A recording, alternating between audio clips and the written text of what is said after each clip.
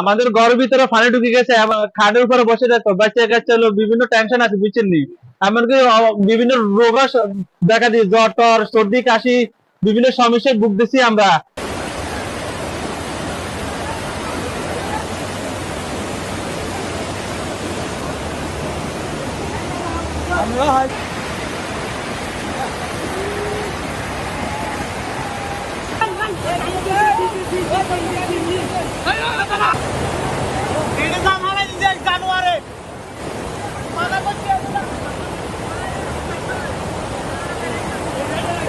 বিপদে আছে, রান্নাঘরে পানি ঢুকে গেছে, এখন বড় ঘরে ভাত খেতেছি টিন দিয়া, তারপরেও বড় ঘরে পানি ঢুকে গেছে, ঘর পড়ে যাইতেছে। বিদ্যুৎ নাই, আমাদের বিদ্যুতের অভাবে অনেক কষ্ট করতেছি।